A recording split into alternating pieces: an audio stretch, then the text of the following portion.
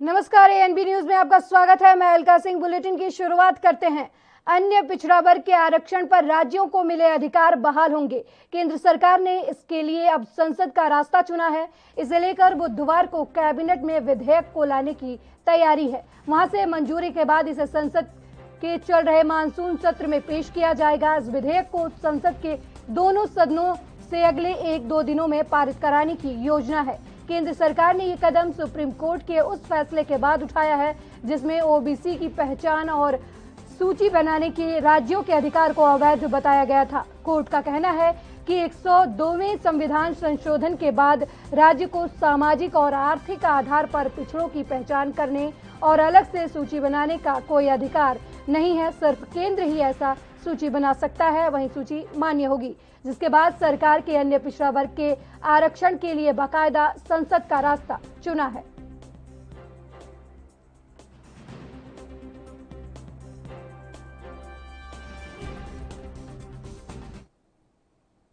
वहीं दिल्ली कैंट के नांगल गांव में सामूहिक दुष्कर्म के बाद 9 साल की बच्ची की हत्या का शव का अंतिम संस्कार करने का मामला तूल पकड़ता जा रहा है। मंगलवार को जहां पीड़ित बच्ची के परिजनों से मिलने के लिए कई पार्टी के नेता वहां पहुंचे, वहीं कांग्रेस के पूर्व अध्यक्ष राहुल गांधी बुधवार सुबह ही पीड़ित परिवार से मिलने पहुंचे।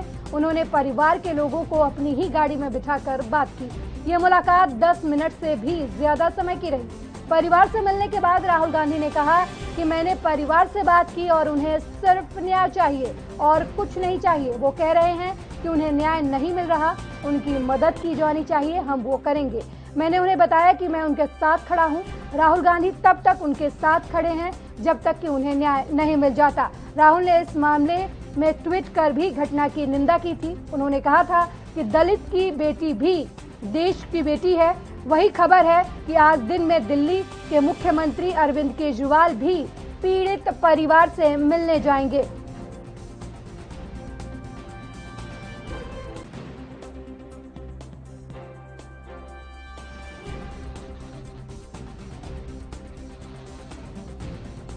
पीड़ित परिवार से मिलने राहुल गांधी पहुंचे हैं। आपको बता दें कि 9 साल की मासूम की दुष्कर्म के बाद हत्या कर दी गई और उसका जबरन अंतिम संस्कार कर दिया गया, जिसके बाद से ही राजनीतिक हलचल शुरू हो गई है।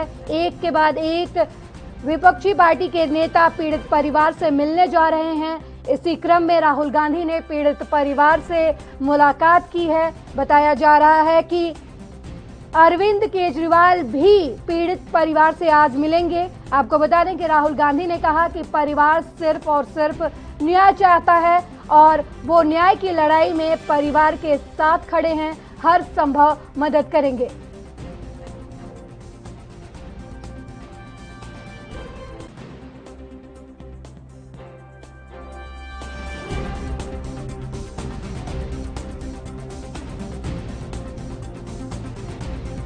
पीड़ित परिवार से राहुल गांधी ने मुलाकात की है। आपको बता दें कि दिल्ली में 9 साल की बच्ची की सामूहिक दुष्कर्म के बाद हत्या कर दी गई और उसका अंतिम संस्कार किया गया, जिसके बाद से सियासी घमासान मचा हुआ है।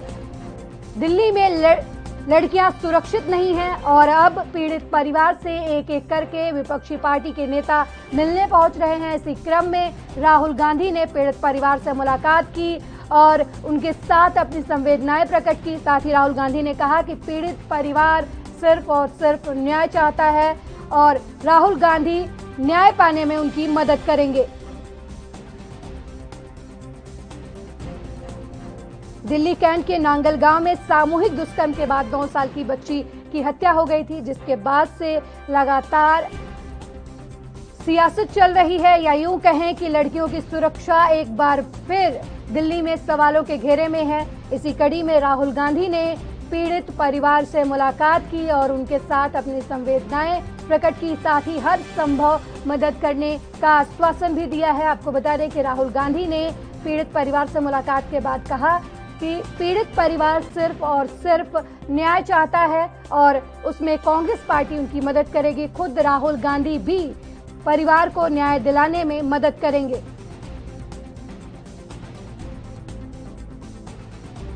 नांगल गांव में 9 साल की मासूम बच्ची की सामूहिक दुष्कर्म के बाद हत्या कर दी गई और जबरन उसका अंतिम संस्कार कर दिया गया।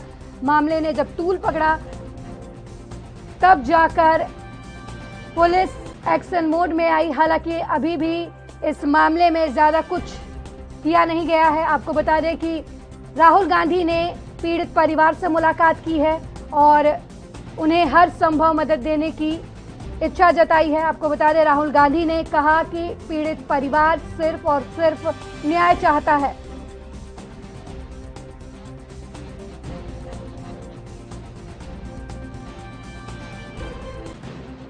इस खबर पर ज्यादा जानकारी देने के लिए हमारे संवाददाता दिल्ली से राजीव तिवारी फोन लाइन पर जुड़ गए हैं। राजीव, राहुल गांधी ने पीड़ित परिवार से मुलाकात की है, क्या कुछ कहा है?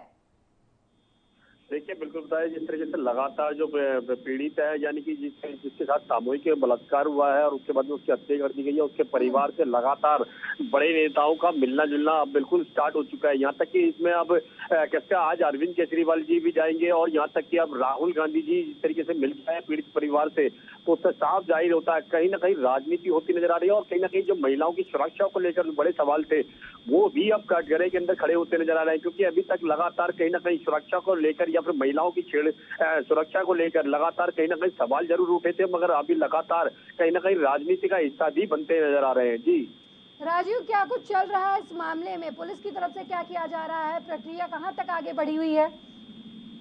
देखिए, बता दें, दिल्ली पुलिस की बात करें तो दिल्ली पुलिस लगातार कहीं ना कहीं जांच में जुटी हुई है और लगातार आरोपियों को धरपकड़ की जा रही है और यहाँ तक कि कुछ लोगों को अरेस्ट भी किया गया है। मगर जिस तरीके से सामूहिक हत्याकांड हुआ है उससे कहीं ना कहीं दिल्ली पुलिस की जरूर शान डूबती नजर आई है। मगर लगातार जिस तरीके से राजनीति की कहे या फिर कहे बड़े नेताओं का अब पीड़ित परिवार से मिलना जुलना हो रहा है, तो उससे साफ जाहिर होता है कहीं ना कहीं इस मामले को ज्यादा उछालने की कोशिश की जा रही है। मगर कहीं ना कहीं महिलाओं की सुरक्षा को लेकर भी बड़े सवाल खड़े होते हैं।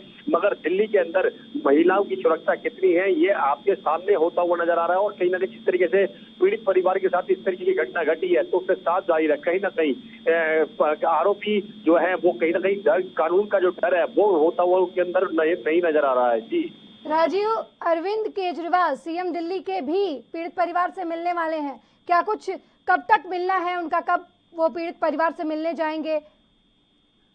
देखिए, बिल्कुल बताइए, जिस तरीके से बात करें लगातार कहीं ना कहीं जो पीड़ित परिवार है उनके प्रक्रिया स्टार्ट हो चुकी है। यहाँ तक कि राहुल गांधी मिलकर आए हैं और आज अरविंद केजरीवाल जी भी जाएंगे। मगर कहीं ना कहीं दिल्ली की जो सुरक्षा व्यवस्था है उस पर जरूर सवाल खड़े हुए हैं और यहाँ तक कि दिल्ली पुलिस की जो कार्य प्रणाली है उसके ऊपर भी सवाल खड़े होते नजर आ रहे हैं। और इसी को लेकर कल कांग्रेस पार्टी के जो कैसे दिल्ली प्रदेश अध्यक्ष थे चौधरी अनिल कुमार जी, उन्होंने भी दिल्ली की सरकार के ऊपर आरोप लगाए। और बिल्कुल राजीव, जब भी ऐसी कोई घटना होती है तो महिलाओं की सुरक्षा की बात होती है। बहुत बहुत धन्यवाद इस खबर पर ज्यादा जानकारी देने के लिए। फिलहाल वक्त एक छोटे से ब्रेक का। खबरों का सिलसिला लगातार जारी रहेगा, देखते रहिए एएनबी न्यूज।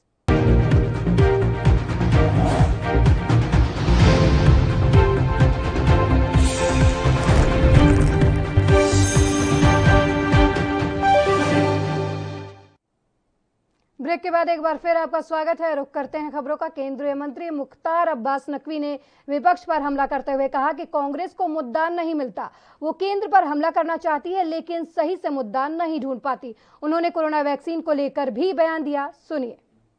कांग्रेस पार्टी है वो वेंटिलेटर पे है और उसके नेता विपक्ष का चौधरी बनने के एक्सीलेटर पे चल रहे हैं।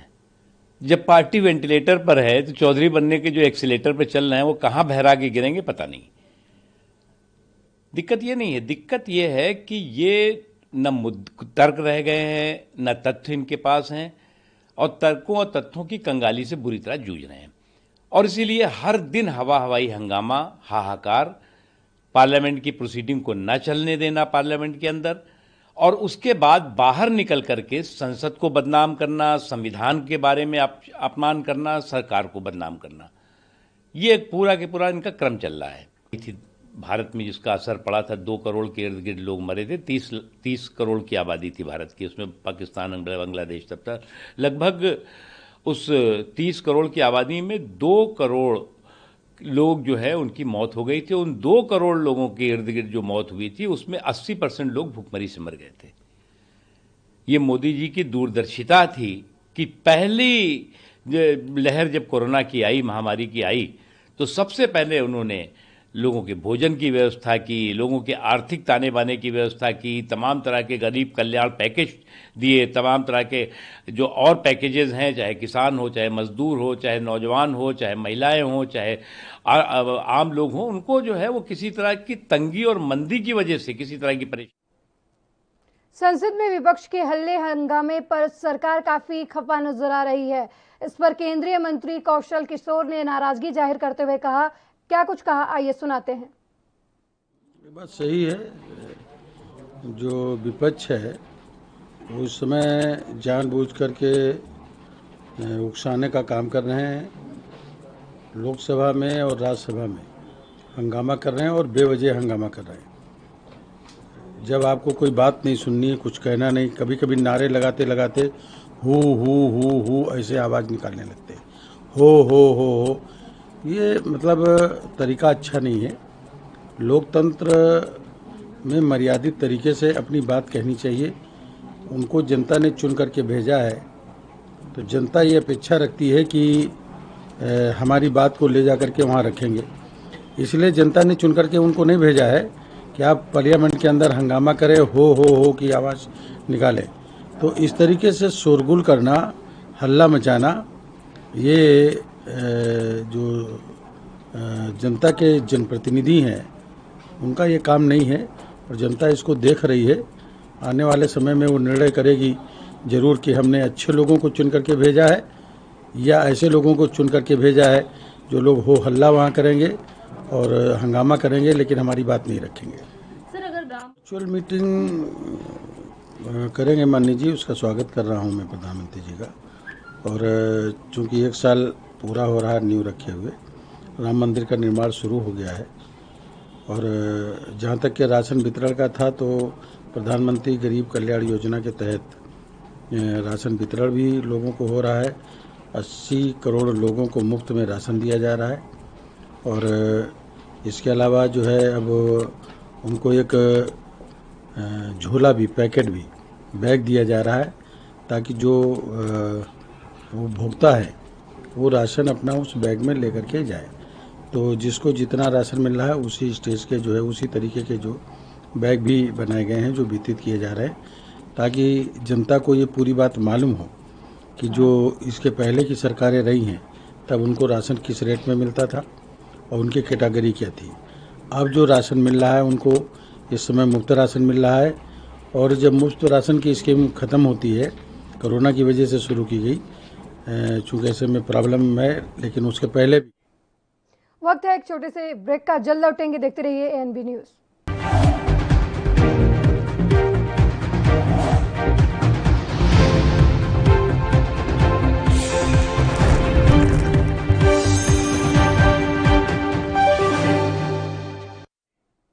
ब्रेक के बाद आपका स्वागत है। यूपी में मंगलवार से मेगा वैक्सीनेशन का आगाज हो गया है।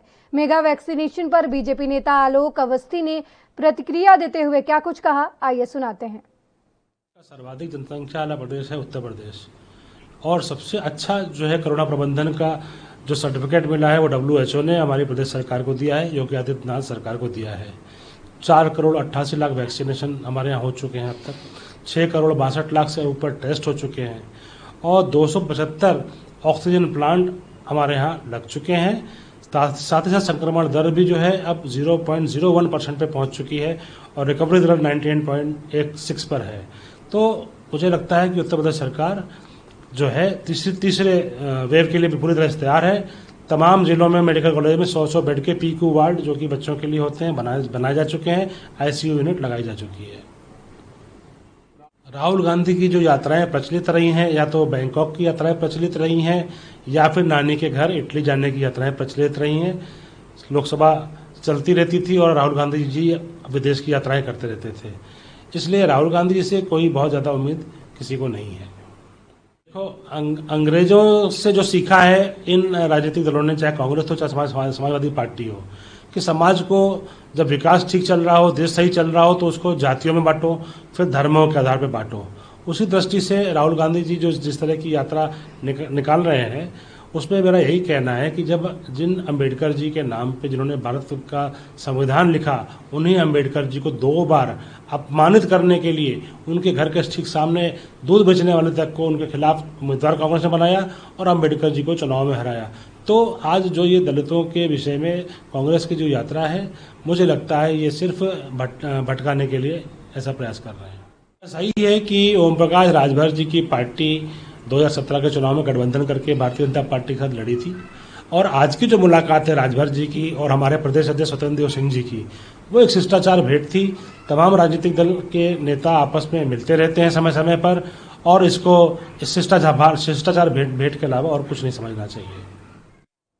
कोरोना की तीसरी लहर की प्रबल संभावनाओं पर शिवसेना के लोकसभा सांसद अरविंद सावंत ने अपनी प्रतिक्रिया दी है। इसके अलावा शिवसेना सांसद सावंत ने शरद पवार और अमित शाह की मुलाकात पर भी अपनी प्रतिक्रिया देते हुए क्या कुछ कहा, आइए सुनाते हैं।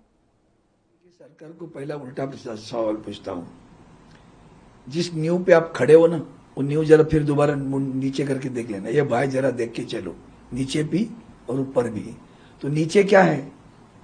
2G 3G के मामले में आपने पूरी संसद 1 महीना चलने नहीं दिया। ये भाई जरा देख के चलो। ये किया तब क्या था? कौन था विपक्षी? आप ही तो थे, भूल गए क्या आप? और आज आपको ये सब समझ में आ रहा है। और तभी 3G 2G का मामला क्या था? कौन से लोगों को समझ में आता था? सामान्य इंसान को तो नहीं समझ में आता था क्या है कोयले का घपला, क्या है। आप जो बोलते थे वही आज वो तीनों सांसद जिनके ऊपर इल्जाम लगाया, वो तीनों के तीनों आज संसद में हैं, दोबारा चुनकर आए हुए हैं। क्या हुआ? हाइपोथेटिकल, भाई 1 लाख करोड़ का नुकसान हुआ।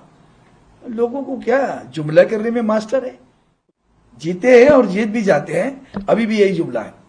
इतना आसान नहीं है यह विषय, इतना आसान नहीं है। पेगासस का विषय, जब हम विपक्ष के लोग बार बार एडजर्नमेंट मोशन देते हैं तो आप कह देते हो कि वो तो स्पीकर साहब का अधिकार है, कहते मना कर देते हैं। लेकिन पहले स्पीकर साहब हर बार ऐसी वक्त कभी आती थी एडजर्नमेंट मोशन, तो कहते थे अन्य नियमों के अनुसार हम इसकी चर्चा करेंगे। आप बताओ, पिछले 10 दिनों में स्पीकर ने ऐसे कहा हम चर्चा करने के लिए तैयार है। कभी करेंगे भैया? मोशन तो दिया है, कहो कि इसके तहत के बिना इस नियम से करेंगे। बाहर आना है ना, पारदर्शी बनकर, साफ सुथरा बनकर। आप दे दो प्रस्ताव, पेगासस पे हम चर्चा कर जाते हैं। क्यों नहीं? थकोगे नहीं क्या आप लोग? थक नहीं गए अभी? थक जाओगे यार, 2024 तक थक जाओगे। सवाल उठाने के लिए आपके हाथ में हैंडल भी नहीं रहेगा। 24 तक सरकार आराम से चलेगी। केंद्र की सरकार का कर्तव्य बनता है और राज्य की सरकार का अपना कर्तव्य बनता है। अगर हम कुछ चीजें केंद्र की सरकार के पास मांग करते तो केंद्र की सरकार क्या कहती है? उन नियमों के साथ कहती है। हमारे पास अब तक मांग ही नहीं आई। अब जब मांग की तो कब पूरी करोगे, पूछना गलत है। बस यही तो बात है। हमारे पंचायत राज के जो अच्छा कारोबार करते हैं, ऐसे पंचायत राज के लिए हर बरस उनके लिए अनुदान दिया जाता है या कुछ पैसे दिए जाते हैं। पिछले 2016-17 से लेकर आज तक पैसे नहीं मिले, करीबन 1208 करोड़ आगे हैं। पूछना गलत है? तो ये बातें हैं। लेकिन हम भी समझदारी से काम लेते कि भाई हम भी जानते हैं केंद्र सरकार की रेवेन्यू की कितनी तकलीफ उनको भी हो रही, जब हमको हो रही तो उनको भी हो रही है। हम एक दूसरे को समझ के काम करते हैं। आदरणीय मुख्यमंत्री उद्धव जी ठाकरे साहब, प्रधानमंत्री आदरणीय मोदी साहब, दोनों में आपस में चर्चा रहती है, बात करते हैं, मांगते हैं, जो कुछ कर सकते हैं उतना करते हैं, बाकी बकाया राशि की मांग करते रहते हैं। मुझे लगता है ऐसी घटनाएं पहले भी बहुत बार हुई। समर्थन नहीं करता, हम समर्थन नहीं करते, लेकिन जिस ढंग से चैनल पे बताया जाता है ना, तो बस रूलिंग पार्टी पे कैमरा बैठा हुआ है, या विपक्ष चिल्ला रहा है, तो चिल्ला क्यों रहे? पागल है क्या कोई अंदर चिल्लाने के लिए? It's a part of his duty to oppose and depose. It is a part of his duty. Arun Jaitley साहब इसका समर्थन करते थे। इनकी पार्टी समर्थन करती थी और कहती थी ये भी एक पार्ट है। तो क्या चाहते हो आप, कुछ भी करो, हम तालियां बजाते रहे, थालियां बजाते रहे? नहीं ना। तो अपोजिशन पार्टी अपना काम करती है। कभी तो बताओ जनता को, जनता तय करेगी ये सही कर रहे गलत कर रहे। आप जितने भी हादसे होते तो आप क्या करते हो? पुलिस के साथ झगड़ा या किसके साथ जनता दो आपस में लड़ रहे तो बताते हो ना दोनों को, कि एक क्यों बताते हो तो दूसरे को क्यों नहीं बताते हो? बताओ तो सही। तो लोग भी कहेंगे ये गलत है, ये मत करो। सिंपल है। तो issue is again a important thing. विषय महत्व का है, पेगासस विषय महत्व का है, किसानों का विषय महत्व का है, महंगाई का विषय महत्व का है, बेरोजगारी का विषय महत्व का है। असम मिजोरम सीमा विवाद पर महाराष्ट्र सरकार में मंत्री असलम शेख ने अपनी प्रतिक्रिया दी है। साथ ही शरद पवार की अंतिम अमित शाह से मुलाकात पर भी असलम शेख ने क्या कुछ कहा, आइए दिखाते हैं। मुझे ये समझ में नहीं आता है कि शरद पवार जी को लेकर मीडिया अलग अलग परसेप्शन क्यों बनाती है। कल एक मेंबर ऑफ पार्लियामेंट है, पार्टी के अध्यक्ष है, सीनियर मोस्ट नेता है, कुछ दिन पहले वो जाके पंतप्रधान नरेंद्र मोदी जी से मिले थे, आज अमित शाह जी से मिले हैं, थोड़े दिन पहले वो ममता बनर्जी जी से मिले थे। तो ऐसे नेता वो सभी से मिल सकते हैं, लेकिन अगर भारतीय जनता पार्टी किसी नेता से मिलते हैं तो उसको महाराष्ट्र सरकार से क्यों जोड़ा जाता है? मेरे ख्याल से ये परसेप्शन अभी भारतीय जनता पार्टी ने हटा देनी चाहिए और ये अपने दिमाग में बिठा लेना चाहिए कि महाविकास आघाड़ी जो महाराष्ट्र की है वो पूरे 5 साल चलने वाली है। इसके बाहर के शक्तियों का हाथ है। अगर मिनिस्टर इतना गैर जिम्मेदाराना बयान करते हैं तो हमारा इंटेलिजेंस क्या कर रहा है, हमारी बाकी की एजेंसीज क्या कर रही है, और वो खुद इस मंत्रालय में रह चुके हैं, उसके बारे में कुछ जवाब देंगे क्या? हमारे इंटेलिजेंस को फेलियर करने की बात वो कर रहे हैं क्या? मुझे ऐसा लगता है कि भारतीय जनता पार्टी कहीं ना कहीं ये 2 राज्यों के बीच में कॉन्फ्लिक्ट जो हुआ है उसको कहीं ना कहीं बैकग्राउंड से भारतीय जनता पार्टी इसको सपोर्ट कर रही है, क्योंकि आज इस तरीके की हरकत अगर 2 राज्यों में हुई तो देश के विभिन्न राज्यों में इस तरीके की हरकत होने से देश की जो एकमता है वो कहीं ना कहीं जो है वो खंडित होती है और वो शंके के घेरे में आती है कि कहीं इस तरीके की हरकत अगर राज्यों में होने लगी तो देश को बहुत बड़ा आगे चल के खतरा हो सकता है। नहीं, आदरणीय योगी आदित्यनाथ जी को डेवलपमेंट करना चाहिए, कुछ अच्छे काम करना चाहिए जो बता सके कि हमने ये गार्डन्स बनाए, हमने रोड्स बनाए, हमने इतने गाँव को जो है दूसरे गाँव से जोड़ा, हमने जल योजना लाई। ये सारे काम तो हुए नहीं है। तब उनके पास बचा क्या? नाम बदली करना, हिंदू मुसलमान करना, शमशान और कब्रिस्तान के मुद्दे निकालना, ये सब चीज़ों से विप्र आना होगा। अगर उनको चुनाव जीतना है तो नाम बदलने से कुछ होगा नहीं। आज वो जो अपना पहनावा पहनते हैं, कल अगर सूट बूट भी अगर पहन लेंगे तो उनका चेहरा तो चेंज नहीं होगा। तो राज्य का चेहरा अगर चेंज करना है और आगे के चुनाव अगर उनको जीतना है तो सही तरीके से उत्तर प्रदेश को डेवलप करे, ताकि वहाँ से जो जनता है वो मुंबई शहर, महाराष्ट्र में और विभिन्न राज्यों में नहीं जाए, वहाँ की जनता वहीं पे अपनी रोजी रोटी कमा सके, उस पर उन्हें फोकस करना चाहिए। हालात हमारे पहाड़ में और चिपलून में और बारिश की वजह से होते फ्लड्स आ गया था, तो वहाँ पे खेती का नुकसान हो गया था, किसानों का नुकसान हो गया था, बिल्डिंगों में रहने वाले लोगों का नुकसान हो गया था, दुकानों का नुकसान हुआ था, शहरों में काफ़ी तबाही हुई थी। तो ये सारी चीज़ों के ऊपर जो है महाराष्ट्र सरकार जो है उन तमाम किसानों के साथ या जिन लोगों का नुकसान हुआ था उनके साथ खड़ी है। और हमने जो है जो निकर्ष जो केंद्र सरकार के थे उससे ज़्यादा पैसा देने का काम किया। अब हमारी उम्मीद है कि केंद्र सरकार भी जो है जिस तरीके से गुजरात को उन्होंने एक अच्छा पैकेज जाहिर किया था, उसी पार्श्वभूमि पर महाराष्ट्र के साथ भी जो है वो इंसाफ करने का काम करे। इस बुलेटिन में मेरे साथ फिलहाल इतना ही। देश दुनिया की तमाम खबरों के लिए देखते रहिए ANB न्यूज़। नमस्कार।